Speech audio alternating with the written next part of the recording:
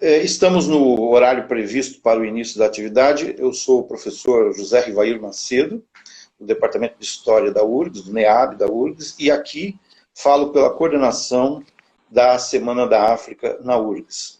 Eu gostaria de avisar as pessoas que nos veem nesse momento que teremos em 2020 a Semana da África da URGS presencial no mês de novembro. Em virtude da pandemia de coronavírus, então, as atividades presenciais foram transferidas para os dias 25, 26 e 27 de novembro. Mas consideramos que era importante o registro de atividades e de manifestações por ocasião da Semana da África que ocorre e que está acontecendo especificamente na data de hoje. Então, eu gostaria de dar as boas-vindas virtuais e o agradecimento ao professor Miguel de Barros, que está aqui já conosco, mas antes de fazer a apresentação da atividade, eu gostaria de ler uma nota da coordenação da Semana da África, que não está, obviamente, vinculada diretamente ao tema, mas nos parece uma obrigação fazê-lo. Diz a nota: hoje, Dia Internacional da África, é ocasião de comemoração e de reflexão. Muito além dos limites do continente, concebemos que a África está onde estão os africanos, dentro ou fora do continente. Nesse sentido, preocupa-nos o lugar dos africanos e seus descendentes em nosso país, nesse momento. Não convém demonstrar indiferença aos efeitos da necropolítica atualmente em curso, cuja estimativa é a eliminação física de um jovem negro a cada 23 minutos, o que iguala sua letalidade ao da pandemia ou a ultrapassa em muito. Sim, a vida do jovem João Pedro Marques Matos Pinto, como a de Marielle Franco, de Mestre Moa e de tantos e tantas mais, com ou sem epidemia, nos importam. Todas as vidas negras nos importam. Basta o extermínio seletivo nas comunidades negras, pelo fim do racismo estrutural em nosso país. Fim da nota. A atividade que daremos início agora chama-se Os Desafios da África no Pós-Covid. Para realizá-la, nós tivemos a honra de contar com o aceite do professor Miguel Marcos José de Barros, 40 anos, que é sociólogo e atua no Instituto Nacional de Estudo e Pesquisa na Guiné-Bissau, o INEP, e é membro do Conselho Nacional de Investigação em Ciências Sociais na África, o CODESIA.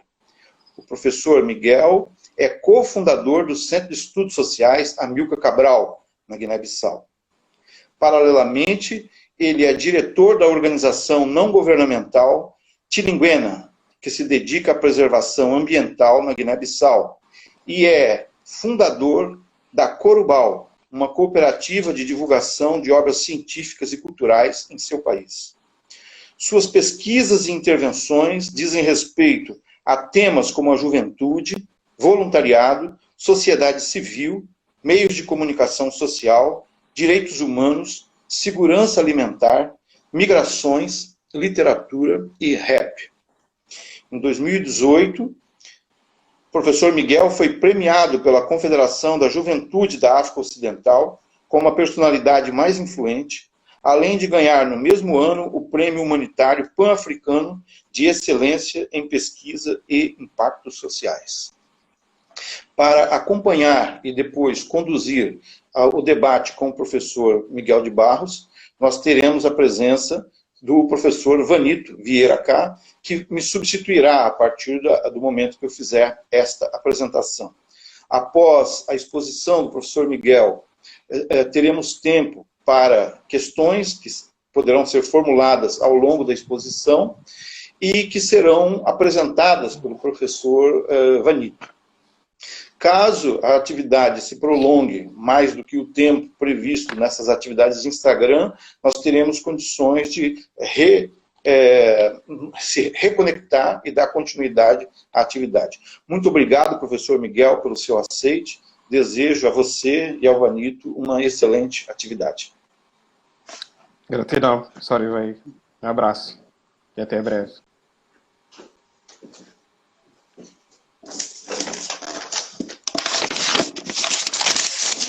Oi, Miguel. Tá tudo bem? Aparente, como? Tudo Tudo bem contigo? Bem, Mantém-se. antes de começar, eu gostaria só de agradecer a Ted e ao professor Ribeiro por esse evento que se chama tradição aqui na nossa universidade. E também agradecer a Miguel Barros por ter aceito esse convite. E como já foi apresentado, sou Vanito e sou estudante aqui na URGS. E também eu quero mandar um abraço virtual a toda a comunidade de 10 colegas, estudantes africanos aqui no Brasil e também na diáspora. E sem mais delongas, eu quero dar ao início a esse debate. Passo a palavra desde já para o professor Miguel, que se sinta muito à vontade para falar. Eu vou estar aqui para colocar as questões, ou seja, para notar as questões que vão ser, que eventualmente vão surgir, e depois da sua fala, irei passar as questões também, se haver. É isso. Tchau, que tenhamos uma boa debate. Perfeito. Obrigado, Vanito, mais uma vez. Eu agradeço o convite da Universidade Federal do Rio Grande do Sul e da comissão organizadora desta Semana da África, muito particularmente a ti, Aparente, mas também a Rita Camisolão e ao professor Rivair. Eu agradeço por essa oportunidade num momento muito difícil, que era no meu país, no nosso país, como no Brasil, pelo enfrentamento do Covid, mas também devido à situação política. Agradecia que me tratassem por Miguel.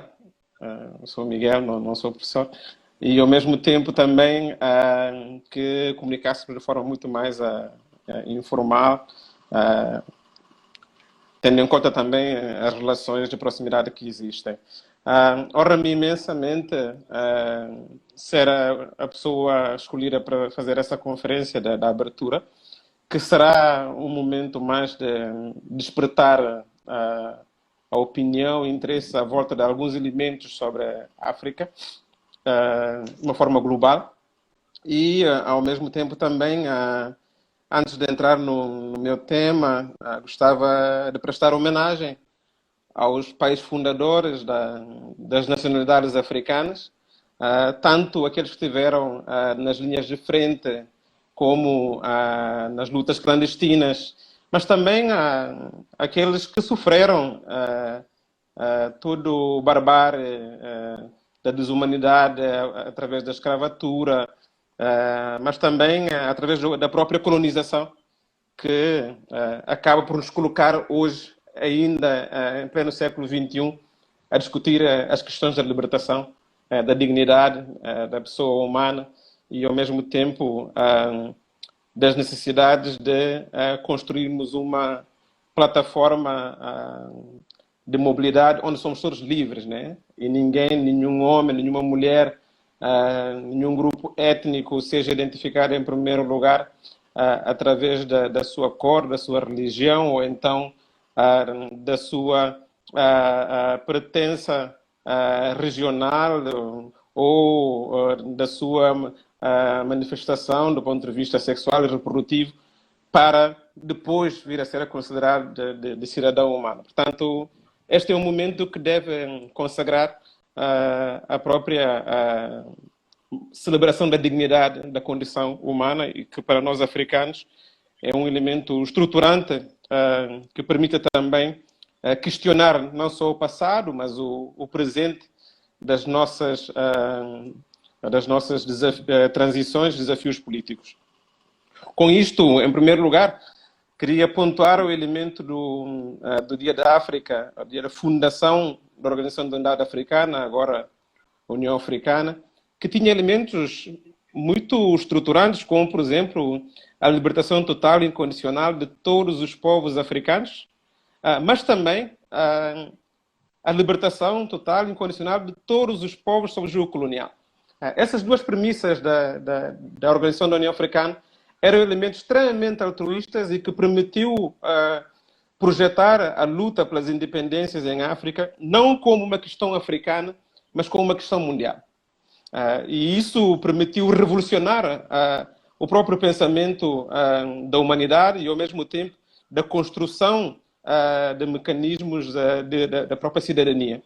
O segundo elemento importante dessa construção da Organização da Unidade Africana tinha a ver com a questão da dimensão de construirmos sociedades plurais, sociedades livres e, ao mesmo tempo, sociedades que, de algum modo, favoreçam o intercâmbio saudável entre territórios, entre culturas e nações. E, desse ponto de vista, acredito que, para chegarmos aqui, para dar um salto rápido, nós não conseguimos, enquanto continente, enquanto países, enquanto nações, superar alguns elementos estruturantes, como, por exemplo, a questão fronteiriça. Nós herdamos as fronteiras coloniais, baseadas no traçado para a divisão da África a partir das antigas potências exploradoras. Depois, nós não fomos capazes de pensar num sistema político que supere o próprio sistema político colonial que tinha sido deixado. Mas também não fomos capazes de superar o próprio modelo econômico e o modelo educativo que a própria colonização nos deixou. Ou seja, se por um lado nós tivemos uma libertação territorial do ponto de vista de alguma soberania política, nós não fomos capazes de concretizar uma soberania econômica, cultural, e que permita, no interior da África, não haja fronteiras e muito menos também que o nosso próprio pensamento e toda a tecnologia cultural fosse projetado para o continente, não só na sua dimensão física, mas também na sua extensão, tendo em conta as diásporas africanas. Então, nós chegamos a 2020 exatamente com o continente africano a crescer, em termos econômicos. A África é o continente que mais cresce ao nível mundial, mas é o continente onde há maiores desigualdades sociais, onde há a maior concentração da riqueza no setor urbano elitizado associado à estrutura do poder político e, ao mesmo tempo, onde o maior segmento da população, que são as mulheres jovens, que chegam a 80% da população africana, são aquelas que estão mais confinadas à própria pobreza e a todas as vulnerabilidades, quer do sistema educativo como do sistema econômico. Então, quando se dá o primeiro caso do Covid em África, nós acabamos só por deixar a olho nu, quer dos africanos, quer dos não africanos, mas sobretudo dos próprios dirigentes, a pobreza, a exclusão que tinham colocado os povos africanos. A falta de acesso à saúde, a falta de acesso à renda, a falta de acesso à educação, a falta de esperança de que é possível sermos pessoas dignas dentro do nosso próprio continente. E, ao mesmo tempo, isso demonstrou também de que, do ponto de vista da gestão do espaço social e, sobretudo, do sistema de saúde, os dirigentes africanos faziam turismo de saúde na Europa e na América, e não propriamente nos seus continentes, nos seus países. Porque não há hospitais, porque não há capacidade técnica de absorção de toda a demanda, os sistemas de saúde são muito frágeis, são mantos de retalho, e há uma carência enorme em termos de recursos humanos de saúde especializados.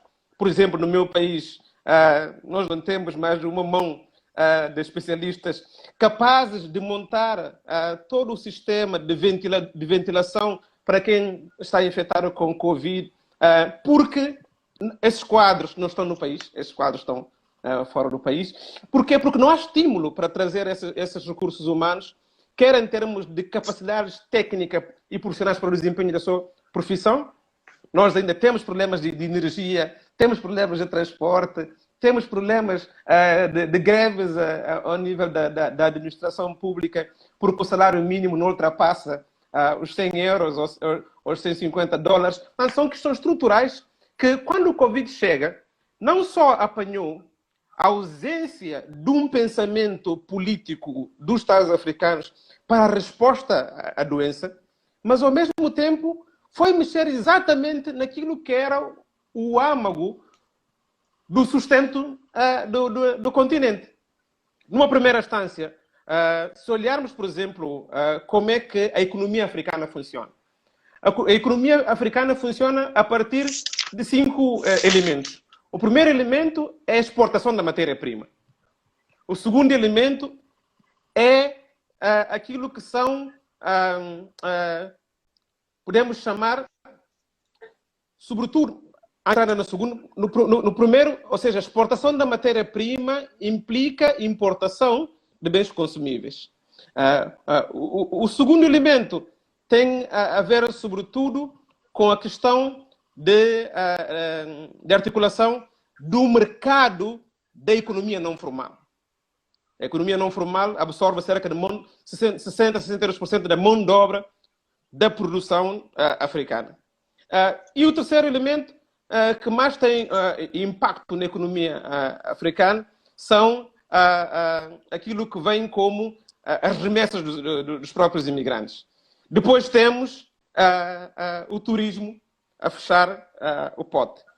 Mas com as medidas que foram tomadas no Ocidente, porque é uma economia de especulação e, ao mesmo tempo, uma economia que permite o confinamento, porque tem, desde a implementação do plano Marshall no pós-Segunda Guerra até a criação de dispositivos públicos, nós fomos reproduzindo o modelo de enfrentamento ao Covid baseado naquilo que eram as diretrizes para sociedades que vivem de mercados financeiros de especulação, e isso teve um efeito imediato dentro da economia africana. Mas o que é mais agravante? O mais agravante é que 40% da exportação africanas são ligadas ao setor das matérias-primas. E desses 40%, 80% é exportação do petróleo. Ou seja, nós temos uma alta dependência em termos de atração, quer da riqueza, como de liquidez em termos de finanças públicas, porque temos essa visão atrelada ao próprio mercado externo. Ou seja, aquilo que nós temos como capacidade interna não é desenvolvida dentro do contexto africano. Vou dar exemplos de pelo menos 10 maiores economias africanas para ver como é que essa dependência é muito perigosa. Por exemplo, a África do Sul, que é a maior economia africana, só pelo facto de haver esse confinamento, quer no interior do continente, como, por exemplo, em relação às viagens, a África do Sul, o seu PIB vai encolher cerca de 7%, porque não está a conseguir, por exemplo, exportar as minas. Quando se esperava que o seu crescimento este ano seria exatamente esses 6%, em 2020 vamos ter uma África do Sul em crise econômica. Um outro país gigante da África é a Nigéria. A Nigéria tem, neste momento, é a economia mais dependente do petróleo do continente, juntamente com Angola. Só a Nigéria, pensa-se que o seu PIB vai encolher cerca de 6% este ano. E, ao mesmo tempo, quando nós tínhamos a Nigéria entrar em 2020 a crescer cerca de 2,3%. Temos, por exemplo, também o Quênia, que estou a falar só a nível da África subsaariana, né? Porque o Egito podia entrar logo aqui, mas não entrar logo no Quênia. Por exemplo, no caso do Quênia, o crescimento planeado para 2020 também pensava-se que vai crescer cerca de 6%. Mas o que é que acontece? Quênia vai ter exportações mais baixas da sua história nos últimos 30 anos. Ou seja, vai cair cerca de 7% aquilo que estava a ser o seu crescimento até meados de março. Mas também podemos olhar para a Etiópia, que é, neste momento, juntamente com a África do Sul e a própria Quênia, a maior hub dos transportes aéreos. Por exemplo, o bloqueio das viagens vai levar a uma bancarrota da economia dos transportes aéreos na Etiópia. Ou seja, a Etiópia, que tem uma ligação, é a maior ligação em termos de conexão em África, tem ligação com 30 países em África. Vamos encontrar, por exemplo, a Etiópia a perder acima de 500 mil milhões de dólares à conta de Covid. Ou seja, quando olhamos só para a questão da ligação matéria-prima, conexões, dá para perceber de que vamos ter problemas bastante graves. Mas podemos descer ainda. Se olharmos, por exemplo, a questão de que o aglomerado dos top 4 da produção de petróleo, que tem maior dinamismo econômico em termos de exportação, como, por exemplo, a Argélia, a Líbia, Angola, a Nigéria, esses países vão ter uma queda na sua economia em cerca de 60% do encaixe que podiam ter com o petróleo a funcionar e com todas as transições à volta da exportação. Mas podemos olhar ainda para outros países. Podemos olhar, por exemplo, para Angola, que estava a projetar um crescimento acima de 2 dígitos. Angola vai ter uma recessão econômica e crescer menos 5% do que era previsto. Podemos olhar para o caso, por exemplo, do Moçambique, que é das maiores reservas de gás natural e carvão em África. Moçambique, a conta do coronavírus, vai ter uma contração a cerca de 4% ao nível da sua economia. Mas podemos olhar para outros países que têm outros commodities, como, por exemplo, Uganda. Uganda é um campeão em termos de ouro e café. As suas exportações nos últimos 3 anos triplicaram, chegaram acima de 1,1 bilhão de dólares. O que é que acontece? Com o fim das medidas de estado de emergência na Europa, não significa necessariamente que vão ter um encaixe imediato. Significa que, na altura que vão ter abertura aos mercados, os custos de exportação também vão aumentar. Então, isso vai ter alguma dificuldade em termos de impacto. Ou seja, se juntarmos os países todos, eu elenquei alguns deles como campeões em termos de matéria-prima. Angola, Nigéria, Camarões, Chad, República Democrática do Congo, Guiné Equatorial, Gabão, Sudão do Sul, Guiné-Conakry, podemos dizer que 80% do potencial de exportação da matéria-prima africana vai ficar encalhado. O que significa que nós vamos ter um problema de liquidez. E esse problema de liquidez nem vai permitir sermos capazes de financiar o sistema financeiro, as bancas, para reforçar as bancas, a partir das reservas e a capacidade africana, e nem vai ser possível também fazer injeções ao nível de setores sociais, que é considerado despesas, não investimento, quando devia ser o contrário, e por isso vamos continuar a ter problemas de saúde, vamos continuar a ter problemas de educação, vamos continuar a ter problemas de proteção social e vamos continuar a ter problemas de longevidade em termos, por exemplo, de esperança média de vida. O que é que isso significa?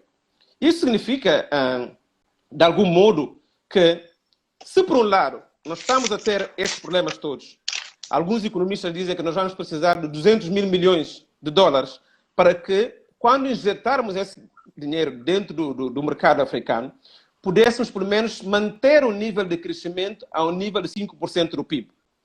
Porque se isso não acontecer, nós vamos voltar 30 anos atrás, atendendo aquilo que eram as dimensões econômicas da África nos anos 80. E é importante evitar isso. Então, daí que alguns economistas também defendem que, numa primeira fase, é fundamental, não só para estancar essa hemorragia, mas a questão da reestruturação do investimento africano, trabalhar a 2 níveis. Um primeiro nível, em termos de perdão das dívidas, e um segundo nível, em termos de reestruturação do próprio investimento.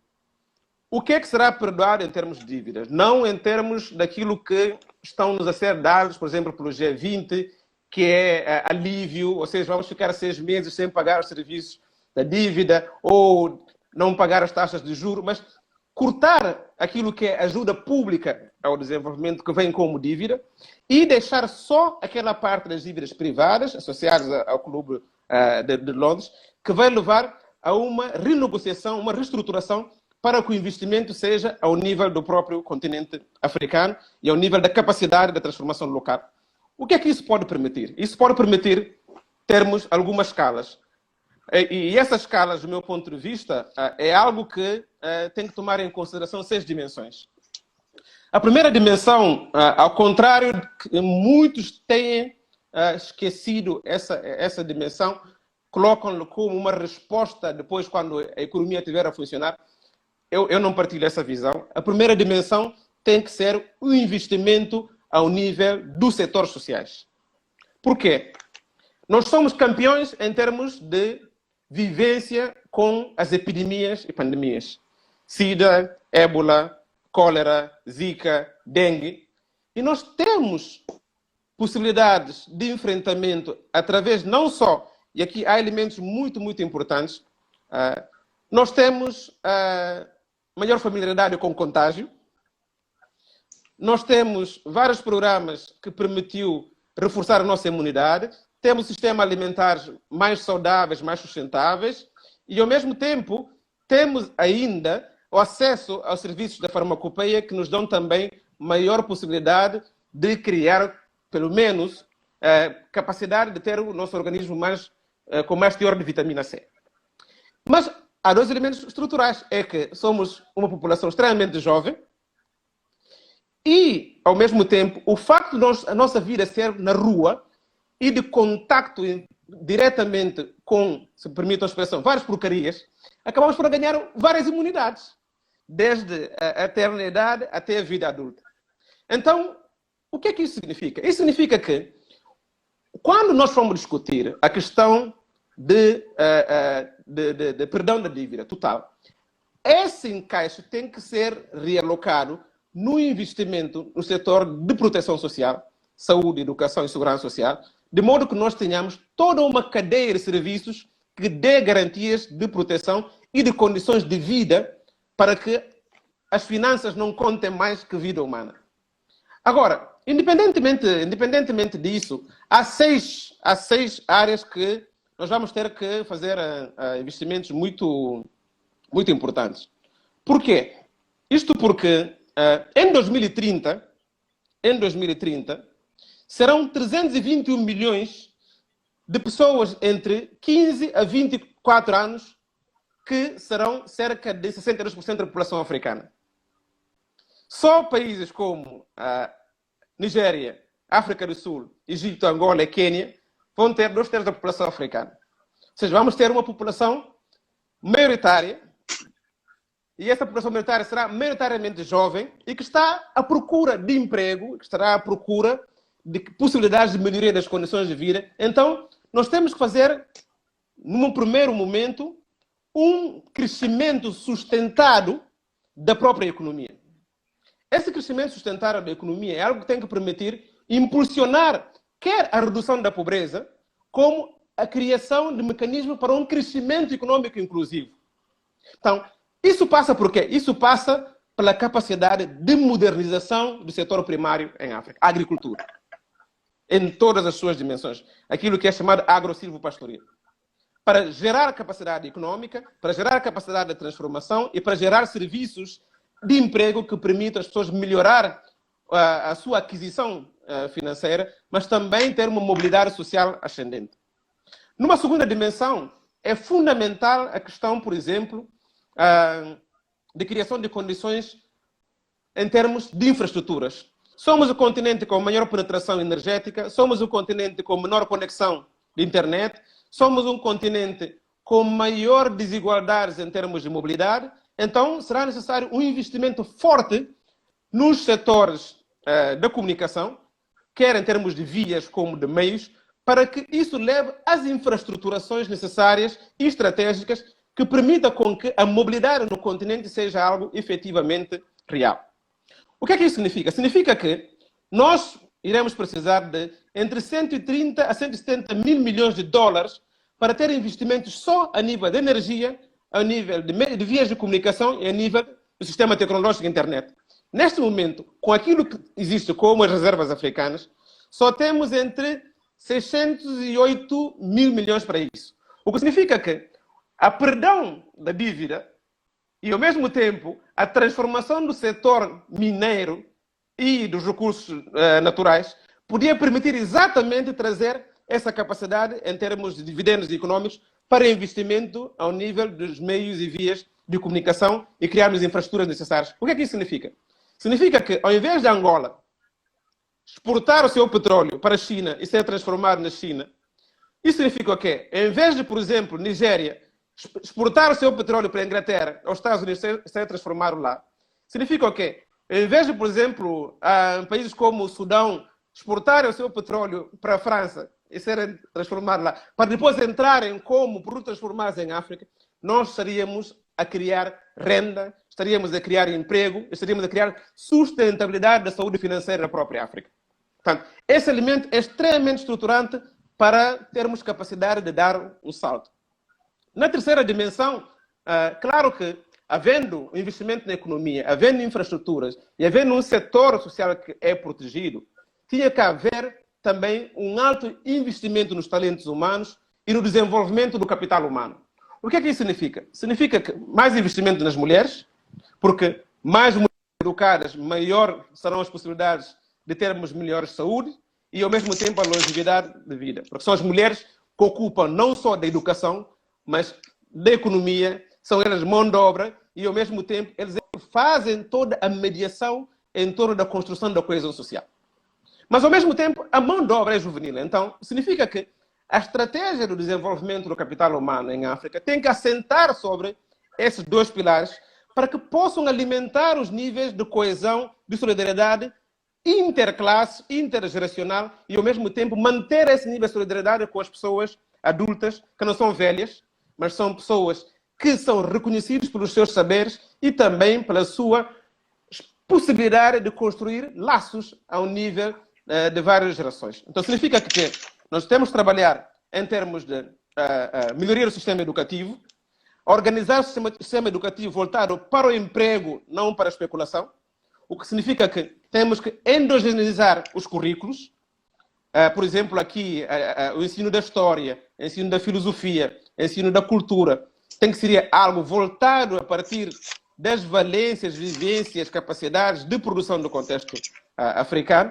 Nós teríamos que trabalhar muito sobre a questão da educação para a cidadania, a forma como nós tratamos as mulheres, as crianças, é algo que não pode continuar a ser, e o sistema educativo tem que incorporar essa valência da humanização das relações entre pessoas, recursos e, ao mesmo tempo, processos nos quais estão implicados. Teria que se associar o sistema investigativo ao sistema educativo para que possam trazer mais valias, por exemplo, no enfrentamento da doença que nós estamos a ter agora, mas nas respostas que a possibilidade de decisão política seja bem fundamentada e informada a partir de evidências científicas. Isso significa que tinha que haver bastante investimento nas tecnologias, desde a eternidade, desde o pré-escolar. Isso significa que nós teríamos que voltar àquilo que seria a produção do pensamento dentro do sistema educativo a partir do capital natural, do capital cultural, do capital social e do capital humano, fazendo com que o sistema educativo não seja um sistema voltado para o futuro, mas voltado para o presente com o futuro no horizonte.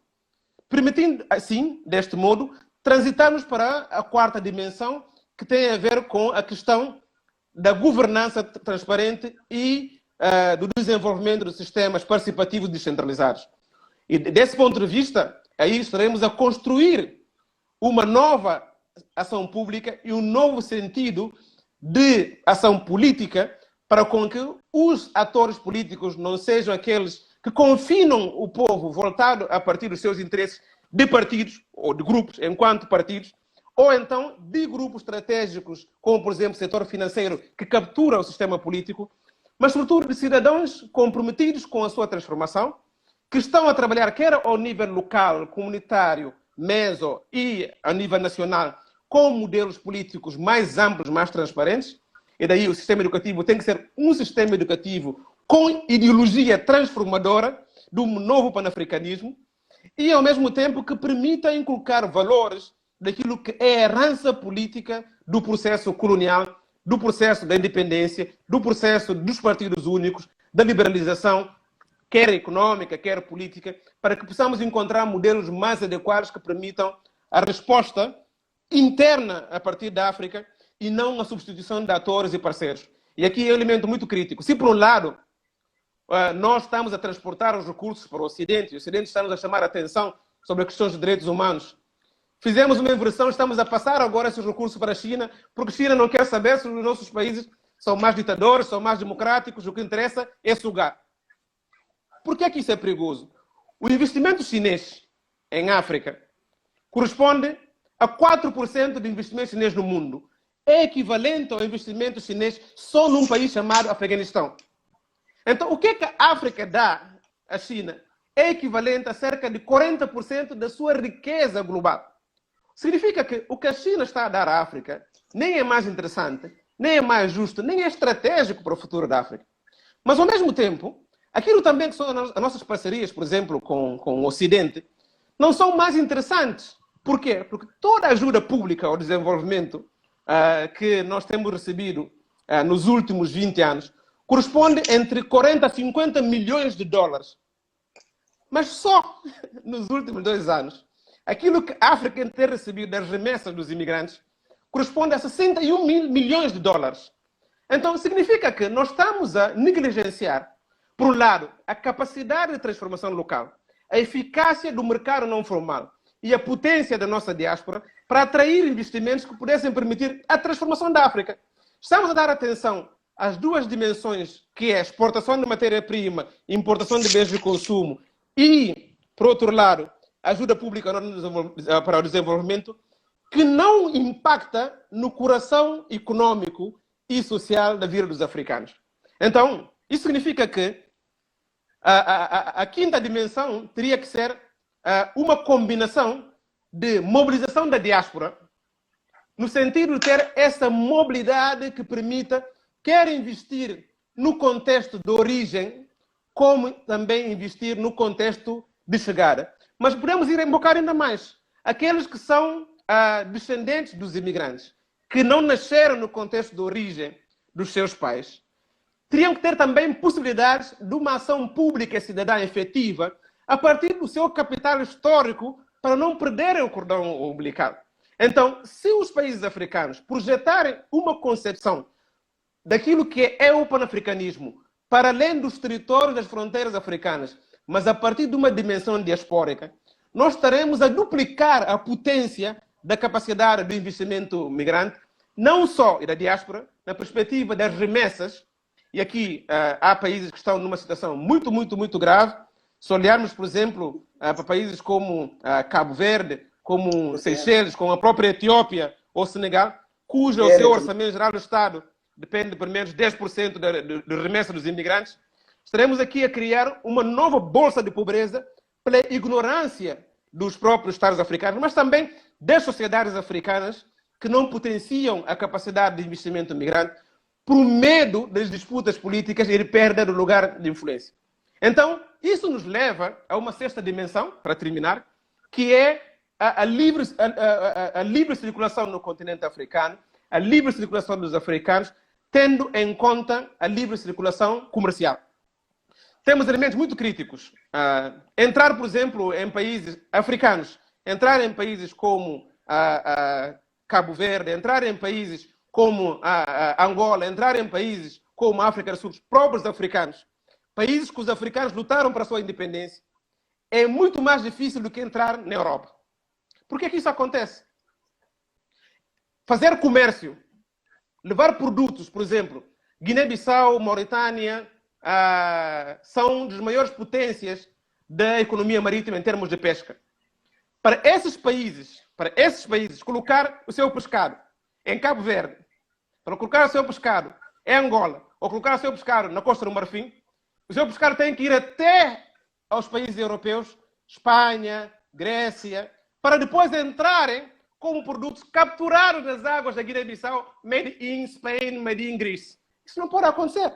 Portanto, tem que haver uma nova política de mobilidade entre atores africanos inclusive a sua diáspora, não só em termos de circulações de bens e produtos, mas em termos de capacidade de investimento na transformação, para que haja possibilidades de esse investimento ter um impacto na melhoria das condições de vida e nas capacidades de transformação estrutural que é necessário, tanto da economia, tanto da política, dos territórios e das vidas das pessoas. Desse ponto de vista, nós não podemos augurar de que o pós-corona será em 2021 para os africanos. O pós-corona não será em 2021. O pós-coronavírus em África será um contínuo de uma luta pela transformação, quer das condições neocoloniais, que o seu sistema econômico está vetado, mas também pela transformação no sistema político que hoje nós temos em África. Sistemas fechados, com culturas pouco democráticas, que têm medo dos jovens, que têm medo das mulheres, que têm medo dos migrantes, para criarmos um novo ecossistema com um mindset que permita uma maior abertura à construção de plataformas que levem a África a possibilidade de entrar em conjunturas de maior competição com os outros, mas nunca perder a dimensão solidária, porque nós, povos sofridos, temos de ser capazes de manter o nível de solidariedade a todos os níveis. Então, é desse ponto de vista que, se hoje nós adotamos as medidas que o Ocidente adotou para a luta contra o Covid-19, o Ocidente já está a sair do confinamento, mas nós não estamos a ter sucesso com essas políticas. Nós estamos a ter sucesso porque nós criamos estruturas sociais, culturais e até psicológicas de enfrentar a doença, que faz com que, independentemente dessas medidas de confinamento, não há impacto em termos de redução da contaminação. O que existe que é bom é que o nível de contaminação é menor, o nível de recuperação é maior, sem ter que irmos aos hospitais que não existem, porque a capacidade de alimentarmos ainda de forma saudável e, ao mesmo tempo, a resistência a todas essas endemias e pandemias tem nos permitido ter alguma resistência. Mas não é uma resistência contínua. Não é uma resistência contínua. É uma resistência limitada que temos que ter capacidade de travar com políticas públicas efetivas, mas com outros atores políticos, com outro pensamento e com outra forma de estruturação da economia. Desse ponto de vista, nós não podemos augurar que o pós-coronavírus em África é uma coisa que vai acontecer nos próximos 5 anos. Desengane. E desenganemos todos. O pós-coronavírus é uma transformação geracional que vai precisar de todos os africanos e toda a sua diáspora criar um novo ecossistema capaz de reduzir a pobreza, ter maior potência inclusiva, capacidade de produção econômica e sistemas políticos mais democráticos, mais justos, com possibilidade de todos sentirem africanos, independentemente da sua origem, do seu posicionamento e do contexto onde se encontra. Obrigado. Bem, muito obrigado, Miguel. Sempre é muito bom ouvi-lo. Você acabou de falar questões que eu estava aqui escrevendo, aqui, voltando sobre a questão da proteção social, sobre a questão de certificação de economias africanas e principalmente tem uma questão aqui que você acabou de mencionar, que eu também acho muito importante, sobre a questão da exportação. Porque nós vimos que vários países do nosso continente exportam produtos sem a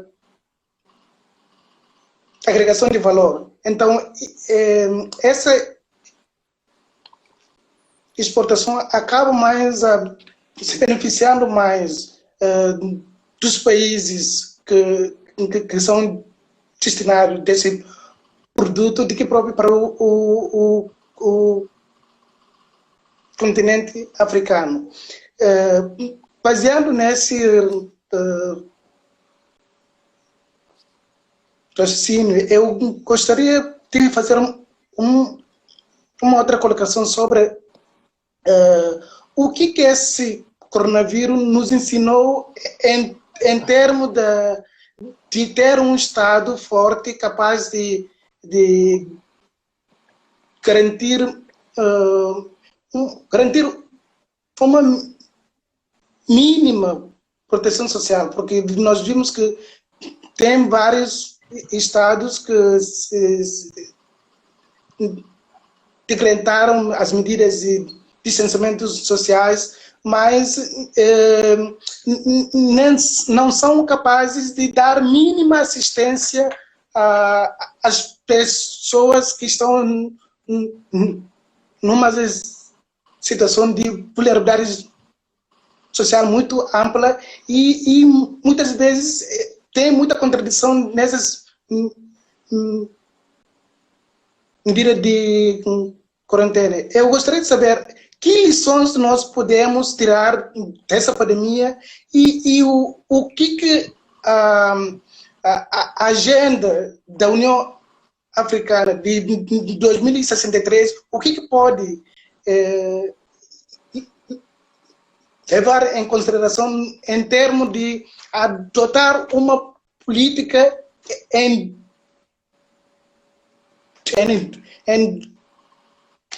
para a África, botar uma política pública mais voltar para a África.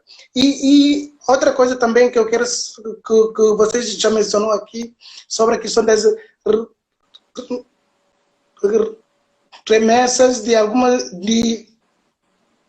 imigrantes que estão fora. Nós sabemos que com essa pandemia vários imigrantes fora vão perder o trabalho justamente por essa política neoliberal que estão vigorando nesses países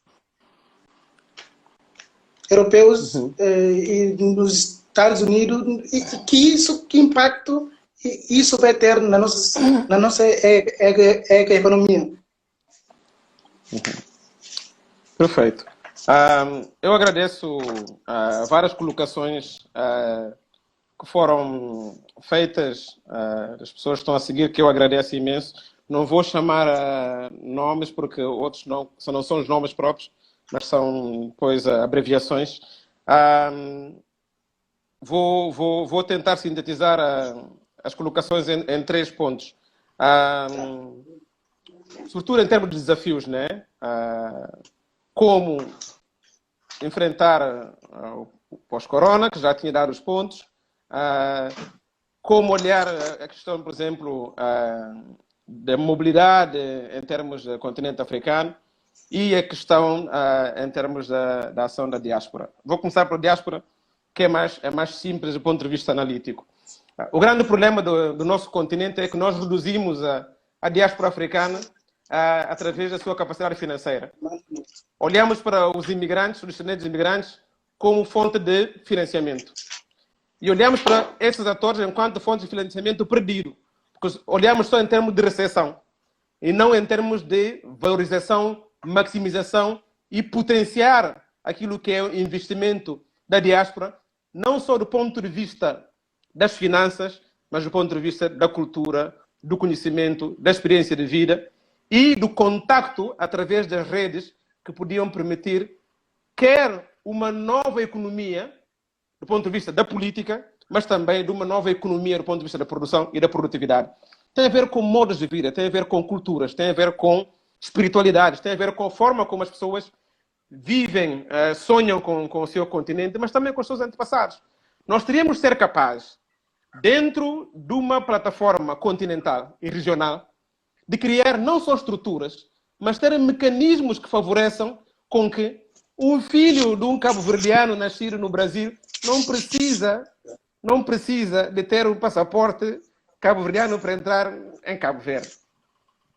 Um filho ou filha de um descendente de homem escravizado no Brasil não precisa de ter passaporte guineense ou angolano ou congolês para vir para a África. Portanto, quando nós mudarmos essa concepção, do ponto de vista de criar maior atratividade, maior partilha de saberes, aí nós estaremos a dar passos muito mais interessantes para ensinar aos outros o que é livre circulação de pessoas, bens, capitais e serviços e patrimónios. Portanto, essa dimensão é uma dimensão muito importante que temos que trabalhar. O que é que isso significa? Significa que, do ponto de vista dos blocos regionais, SADC, CDAO, dentro do contexto da União Africana, teriam que agir rapidamente na questão do passaporte africano, teriam que agir rapidamente nas possibilidades de termos não só a indigenização da nossa economia, mas também criar uma nova abordagem em termos da autonomia financeira do próprio continente.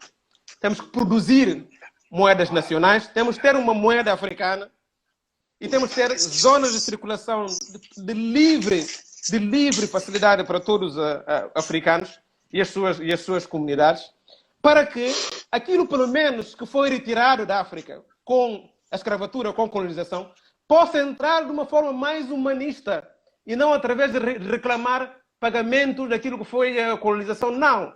Nós temos que trazer esse patrimônio enquanto um patrimônio humanizado, através de relações, através de convivência, através de criação de novas pedagogias que favoreçam produção de culturas e de capacidade de relacionamento e que projetam o continente a partir da sua dimensão simbólica, que é berço da humanidade. Agora, do ponto de vista do desafio, isso não vai acontecer com nenhum despacho governamental, isso não vai acontecer com nenhum decreto presidencial, isso não vai acontecer com nenhuma deliberação das organizações regionais. Isso passa pela nossa capacidade de criar uma consciência pública cívica, tal qual os fundadores do nosso patrimônio identitário, no período da luta pela independência, que pensaram uma África unida. Então aqui também nós teríamos que ser capazes de projetar as nossas sociedades através daquilo que nós acreditamos como modelos que permitam a transformação estrutural. E desse ponto de vista, isso não será algo a conciliar se não houver transformação no sistema educativo. O sistema educativo é um elemento crucial para criar uma consciência pública africana capaz de transformar o sistema político. E desse ponto de vista, não adianta pensar que, a partir do momento também que resolvemos o problema do sistema educativo, já está. Se o sistema educativo não tiver uma âncora dentro de uma transformação em termos de concepção do sistema econômico e produtivo, será muito difícil. É importante eliminar as bolsas de pobreza. É importante gerar riqueza. É importante que essa riqueza seja partilhada de forma equitativa. Portanto, os desafios são esses. O desafio é econômico, é educativo, é social, é também em termos de mindset e é, sobretudo, em termos de capacidade de abordagem do nosso próprio continente. Tá. Desculpa, porque aqui no Instagram tu tem que encerrar depois de 1 hora e depois para salvar. Então vou encerrar e depois recomeçar para a gente continuar. Pode ser? Perfeito. Perfeito. Ok, salvou. Estamos de volta e mais uma vez desculpa por esse corte, porque também tenho que fazer uma gravação. E, não sei se você concluiu a sua fala, mas se ainda não concluiu, pode concluir depois eu faço outros questionários aqui que nós recebemos aqui, alguns questionários, daí você pode continuar. Vale a pena receber as perguntas. Isso. Para valorizar a participação das pessoas. Exato. Obrigado. Tá, as questões aqui são quais são as posições da África, ou seja, quais posições da União Africana seria mais benéfica, tendo em conta os pontos apresentados.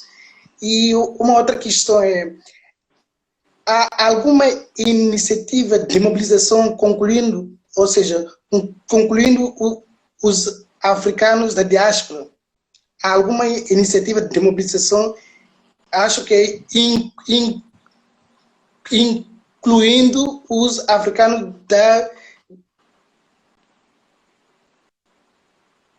diáspora. E a última Se questão calhar, ficávamos nessas perguntas, depois podia vir uma outra roda. Ok? Pode ser, Ok, perfeito. ótimo. Bom, há um esforço enorme, na criação de condições para a reforma da União Africana. A África até há bem pouco tempo ia sozinho para as negociações, mas ia sozinho também de forma dispersa, né?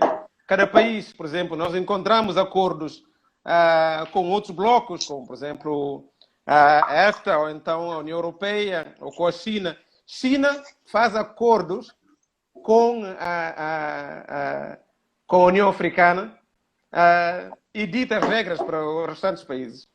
Bom, o que nós estamos a verificar é que dentro do processo de reforma da União Africana que é necessário ter uma visão global do continente, na qual, quando são negociações entre estruturas supranacionais, se é União Europeia, é com a União Africana. Se é, por exemplo, ASEAN, é com a União Africana. Se é Mercosul, é com a União Africana. Mas quando se trata de países, um país para negociar com um continente é bizarro. É bizarro. Então, desse ponto de vista, a visão da transformação africana projeta, sim, a questão de definir uma visão estratégica para a África e, ao mesmo tempo, essa visão estratégica passa pela questão da infraestruturação, pela questão da transformação local, pela questão, por exemplo, da criação da capacidade de produção numérica.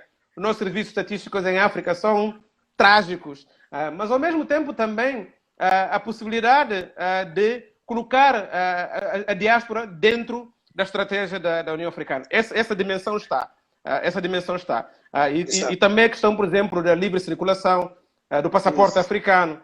Por exemplo, se não fosse o Covid-19, nós íamos adotar ainda este mês a questão do livre comércio em África. Agora foi projetado para janeiro de 2021. Ou seja, há um esforço que está a ser feito ao nível da estrutura da União Africana. Só que esse esforço ainda não se traduziu num alargamento, numa ampliação da base de intervenção da sociedade civil africana. Para que o cidadão que está, por exemplo, nos confins ali, por exemplo, do Djibouti, ou do Bujumbura, ou do N'Djamena, ou do Buruntuma, seja capaz de perceber todas essas dinâmicas, participar nessas dinâmicas e não ser, de algum modo, condicionado à sua ação pública porque não tem conhecimento dessas ferramentas. Portanto, esse esforço existe, mas ainda não conseguiu penetrar, por exemplo, no campo econômico. Nós temos mais de 20 moedas em África. Não faz sentido. A nossa paridade financeira é com dólar ou euro. Não faz sentido. E nós não temos capacidade de produzir, até agora ainda, moedas com possibilidades de criar paridade com as nossas bases, as nossas reservas cambiais e possibilidade de estruturação da nossa visão. Então, quando isto tudo acontecer, nós estaremos em condições de potenciar, quanto a mim, pelo menos os 6 setores, os 6 eixos que apresentei como eixos estruturais para a nossa transformação.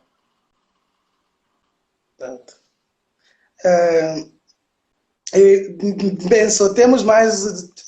nós temos 2 questões aqui que eu vou colocar e depois, antes de você fazer a conclusão final, ou seja, o seu encerramento, vou ceder o lugar para o professor Rivair para dar também as suas conclusões finais. Mas, enquanto por lá, nós temos essas 2 questões. Primeiro é como matar o bicho da corrupção na África. E a segunda questão é, no contexto da epidemia da AIDS, muitos chefes de estados resistiram o quanto eles puderam em reconhecer a epidemia como um problema público. Como você vê o posicionamento desses chefes de Estado no atual contexto da Covid? Eu acho que vou para o mais... Bom, as duas questões são muito simples. A corrupção não é um problema africano. A corrupção é um problema mundial. Podemos encontrar tão corruptos no Brasil, nos Estados Unidos da América, na China, no Japão, na Índia, no Bangladesh, tanto quanto podemos encontrar em África. E podemos encontrar tão honesto em África como podemos encontrar no Brasil, na China, no Bangladesh, no Sudão. E, portanto, a corrupção não é um problema africano. Pensar a corrupção como um problema africano é um pensamento colonial. Por que a corrupção é um problema? A corrupção é um problema quando as estruturas políticas estão desvazadas de capacidade de detecção, de prevenção, de gestão e de responsabilização criminal do problema da corrupção. Agora, a corrupção passa a ser uma cultura. As pessoas não acreditam na possibilidade de resolverem esses problemas e isso leva à impunidade. Então as pessoas levam a corrupção como elemento extremo da sua ação. Ok? Portanto, é muito importante ter isso em consideração. Agora, quando as estruturas são fortes, estruturas familiares, políticas e culturais, estamos a falar de estruturas simbólicas, nós temos possibilidade de desenraizar a corrupção enquanto elemento discursivo, enquanto prática e até enquanto estratégia. Do ponto de vista da questão, por exemplo, do AIDS ou da SIDA, é claro, há 20 anos havia menos informação, havia menos conhecimento, havia menos pesquisa e havia menos tecnologia.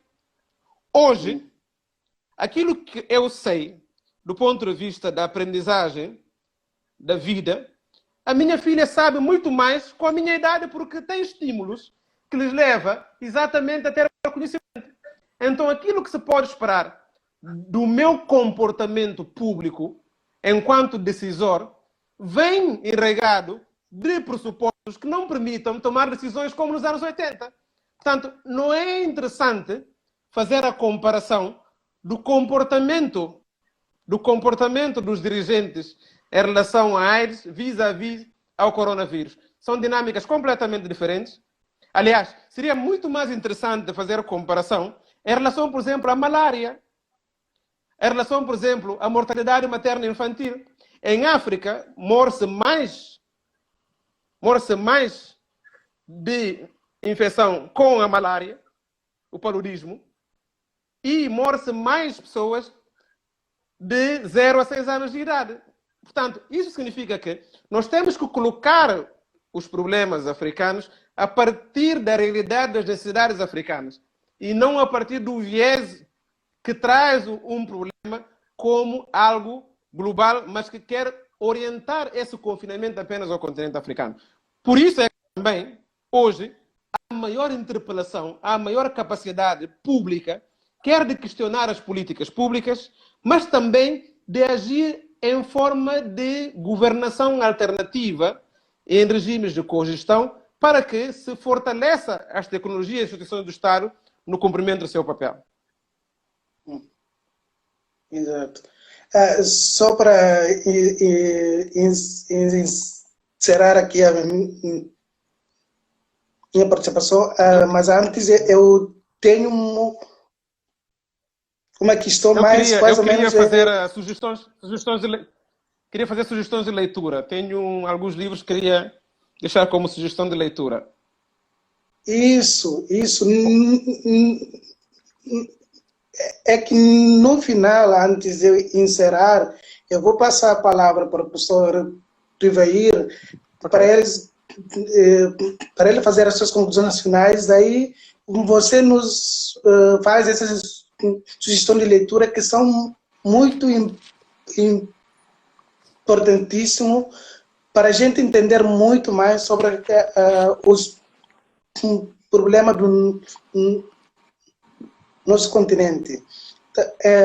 A questão que eu iria colocar é que durante toda essa pandemia, alguns países alguns países da África têm recorrido à questão da medicina tradicional no tratamento de Covid.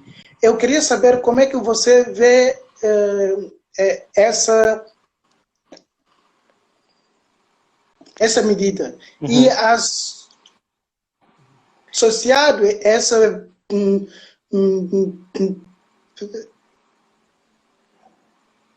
pergunta, eu queria também saber se pouco avanço do Covid no continente africano, se não tem a ver também pelo fato de nós somos uma população muito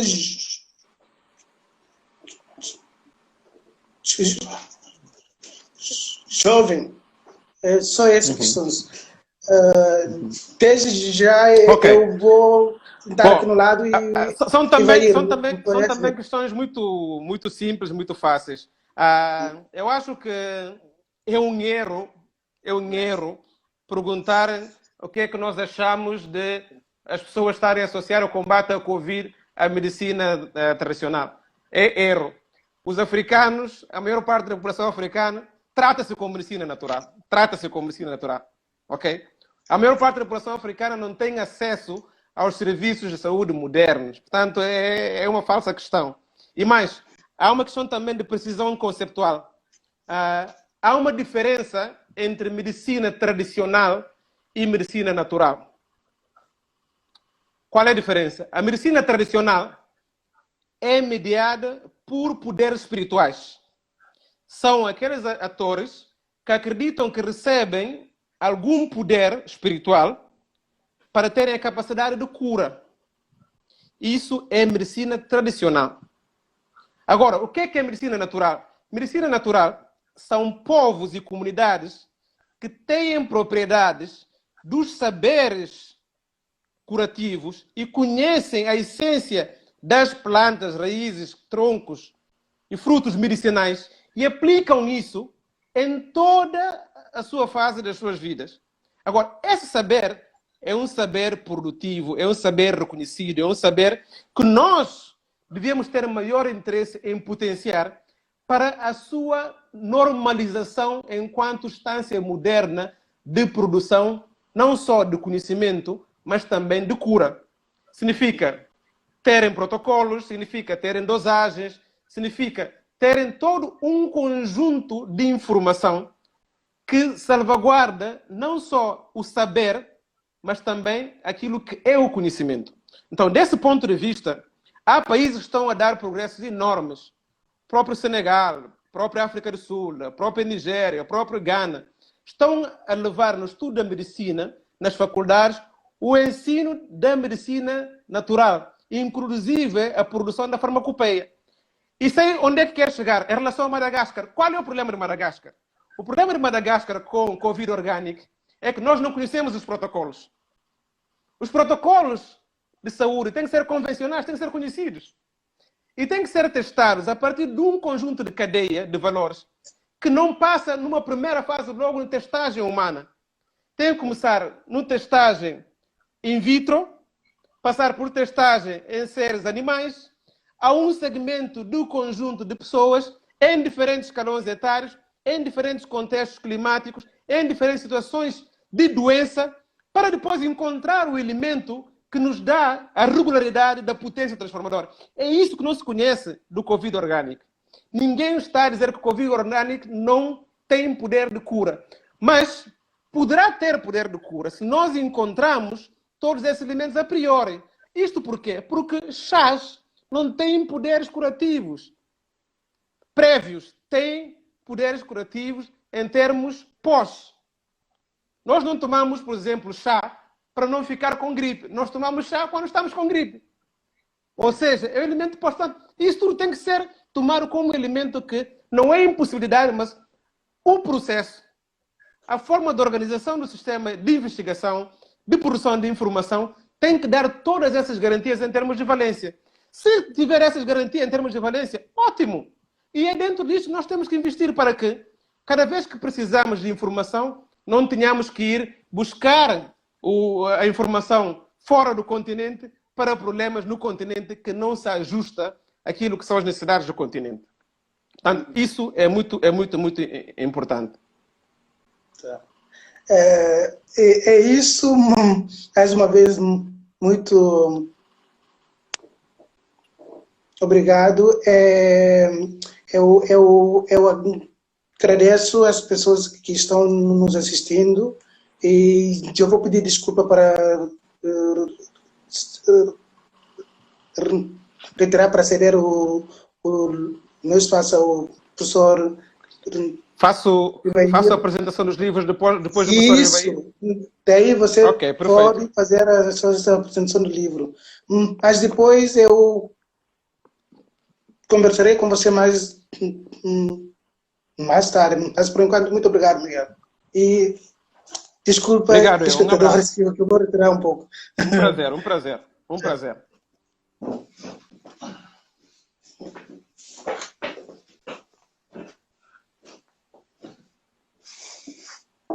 Continuas com a palavra, Miguel, para a apresentação das bibliografias que você havia feito referência. Ok, perfeito. Hoje trago quatro livros para apresentar. Primeiro é de Elie Mbokolo. O título é África Negra, História e Civilizações do século XIX aos nossos dias. É um livro muito interessante que resgata as historicidades, as histórias do continente africano. O segundo livro é do professor José Castiano, moçambicano, Referenciais da Filosofia Africana em Busca da Intersubjetivação. Muito importante para perceber o pensamento e a vivência dentro das culturas africanas e no continente africano. Muito importante este livro. O terceiro livro é uma coletânea organizada pela Universidade de Coimbra. O título é As Voltas do Passado, Guerra Colonial e as Lutas de Libertação. É um livro que junta os pensadores pan-africanistas de vários países, desde a primeira insurreição contra o regime colonial português até ao último país independente. Então, é um livro cronológico, mas cheio de pensamento crítico de como é que se enfrentou e que lições podemos ter dessas fases da construção da autodependência dos países sob o jugo colonial português. E o último livro é um livro de economia política, transformação estrutural em África, percepções, micropercepções, novas narrativas e desenvolvimento africano no século XXI, de Carlos Lopes e de Jorge Cararache. Muito interessante. Este livro representa aquilo que é o pensamento que eu defendi aqui hoje e que pode projetar a África para uma nova abordagem econômica para a sua transformação. Muito obrigado. Miguel, eu que agradeço imensamente a você e faço em nome do Departamento de Educação e Desenvolvimento Social da URGS, que acertou em cheio ao te convidar para realizar essa atividade. Eu acompanhava as perguntas e as intervenções do público e percebi ali o quanto que a sua exposição ensinou, trouxe questões, compartilhou. Você nos trouxe uma análise segura, complexa, da dimensão africana no mundo contemporâneo como protagonista. E certamente as suas falas, as suas informações trouxeram respostas para muitas pessoas no nosso país que não têm o conhecimento do continente africano, a não ser aquele divulgado pela mídia internacional, mais para desinformar do que informar e para dar continuidade a um processo colonial que está em curso, com o qual eu concordo plenamente da leitura que você faz. Eu te agradeço muito em nome do Departamento de Educação e Desenvolvimento Social. Te informo que a sua exposição e essa atividade foi acompanhada por pessoas do Brasil e do continente africano também. Percebemos que sua parceira Iva Cabral te assistiu, o Nuno Gonçalves também, várias outras pessoas, e em nome, creio que posso dizer isso, da professora Patrícia Godinho Gomes, te mando a saudação dela, que não pôde acompanhar a sua atividade, porque está realizando uma atividade paralela na Universidade Federal da Bahia, mas que te pediu que te deixasse os cumprimentos. Então, ficam os cumprimentos e um agradecimento muito afetuoso pela seriedade e densidade da sua contribuição nessa noite.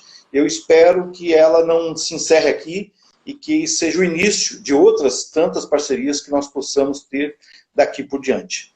Tá bem? Muito grato, muito grato. Eu agradeço também ao público que nos acompanha e que teve a paciência de permanecer até o momento. Agradeço e informo que a Semana da África na URGS ocorrerá presencialmente, como eu anunciei, nos dias 25, 26 e 27 de novembro, e o tema desse ano será diversidade linguística e desenvolvimento. E uma parte das questões que foram trazidas aqui hoje pelo Miguel constituem justamente o cerne das preocupações que nós pretendemos continuar a debater no mês de novembro. Obrigado a vocês todos e todas, e termino então com esse agradecimento afetuoso, sobretudo a você, Miguel, pelo tanto que você nos ofereceu do teu conhecimento, do teu engajamento e da relevância que tem o seu pensamento hoje para o seu continente, não só para ele, mas para as pessoas envolvidas e engajadas com um outro mundo que efetivamente é possível. Obrigado. Obrigado, um abraço. Boa continuação do programa.